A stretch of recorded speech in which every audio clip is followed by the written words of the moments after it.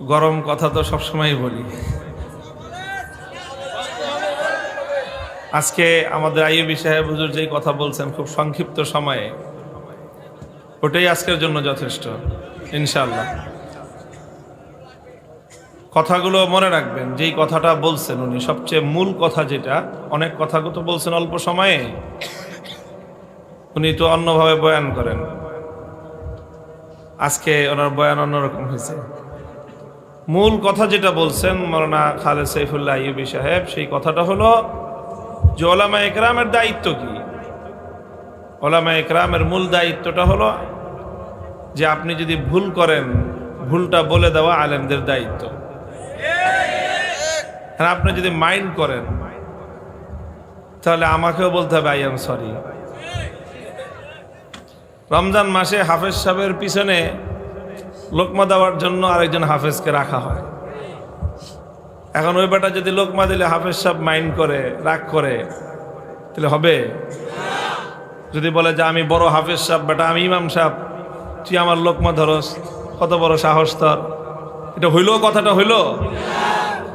আরে ভাই, আপনি ইমাম সাহেব, আপনি খতম পড়তেছেন, আপনার খতম হবে পুরা, আপনার সাথে হাজার হাজার মানুষ তারাবি পড়তেছে, এর খতম হবে। আপনি যদি একটা লোকমা ভুল রেখে যান তাহলে আপনার খতমটাও পুরা হলো না, আপনি সুন্নতের উপর আমল হলো না, সমস্ত হাজার হাজার মুসল্লিরা বঞ্চিত হইল। তো আমরা তো সেই নবীর উম্মত যে আমাদের ইমাম যদি নামাজে দাঁড়ায়ও ভুল করে ছাড় দেই না। কি বলেন? ইমামের প্রতি আমাদের শ্রদ্ধা ভক্তির অভাব আছে?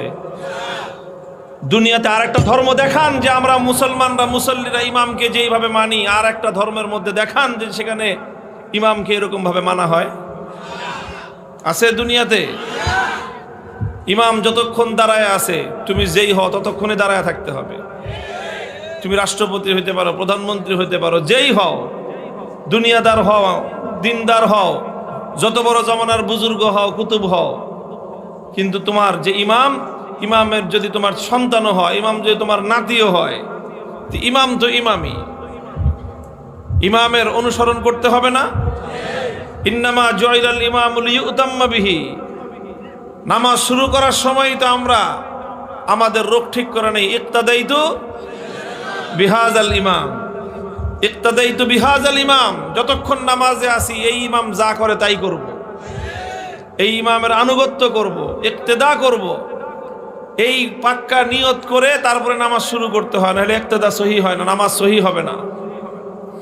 তো যেখানে আমরা ইমামকে এতটা মান্য করি, এতটা অনুসরণ করি, নামাজের মধ্যে কোনো মুসল্লি যদি ইমামের চেয়ে এক আঙ্গুল পরিমাণ সামনে অগ্রসর হয়ে যায়, নামাজ হবে? পিছনে থাকতে হবে। তুমি যত বড় যাই হও না কেন, যত বড় আল্লাহর ওলি হও আর যত বড় দুনিয়ার ক্ষমতাবান হও, ইমাম যতক্ষণ ইমাম আছে তোমাকে ইমামের পিছনেই থাকতে হবে। তো যেই নামাজের মধ্যে, যেই ইসলামের মধ্যে আমরা ইমামকে এতটা বড় সম্মান দেই, সেই ইমামও যদি ভুল করে ছাড় নাই, পিছন থেকে লোকমা দিয়ে দিবে। লোকমা যে দিল সে তোমার ছাত্র, তোমার চেয়ে জুনিয়র না তোমার চেয়ে সিনিয়র, এত কিছু দেখবার টাইম ইসলামের কাছে নাই। তুমি ইমাম হইছো, পুরা জাতির জিম্মাদার তুমি। আল ইমামু জামিনুন। যতজন মুসল্লি তোমার পিছনে ইক্তেদা করতেছে তাদের সবার নামাজ তোমার উপর নির্ভরশীল।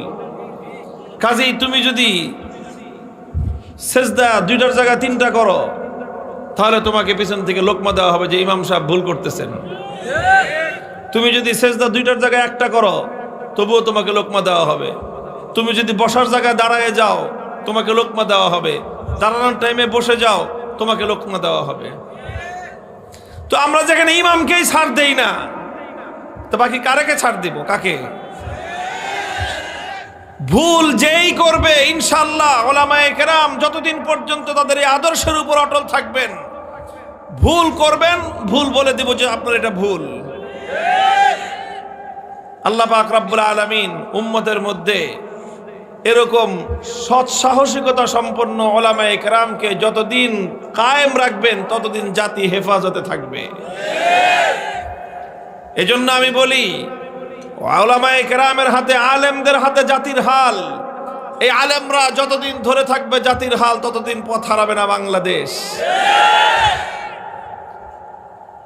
কাজেই এই কথাটা ছিল ওনার মূল কথা, যে আলেমরা সাধারণ পাবলিক যখন ভুল করে বলে দেয় তোমাদের এটা ভুল।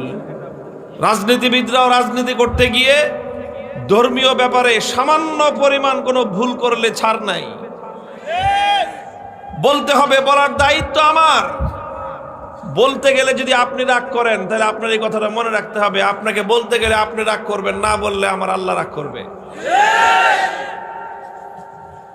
বলতে গেলে আপনি রাগ করবেন, না বললে আল্লাহ রাগ করবে। এখন আমার কাছে পাল্লা দুইটা, একটা পাল্লা হলো আল্লাহকে খুশি করা, আর একটা হলো আল্লাহকে নারাজ করে আপনাকে খুশি করা।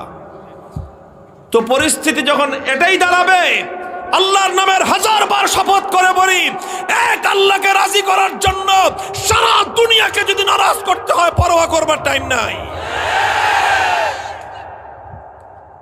আর যারা এটাকে মেনে নেবেন, আল্লাহ পাক রব্বুল আলামিন আপনাকে দুনিয়া এবং আখিরাতেও সম্মান বৃদ্ধি করবেন। আপনার ভুল হলে আপনাকে পেছন থেকে বলা হবে যে এটা ভুল, এটা মানার উপায় নাই, আপনি শুধরে নেন, গরমই করেন না। মুহতারাম হাজিরিন, এটা হলো আমাদের আজকের একটা মৌলিক কথা। এটা এই বিষয়ে হুজুর বলেছেন, এই কথাটা আমিও বললাম। 2 নম্বর কথা, আপনারা দীর্ঘ সময় পর্যন্ত অপেক্ষা করেছেন, আলহামদুলিল্লাহ।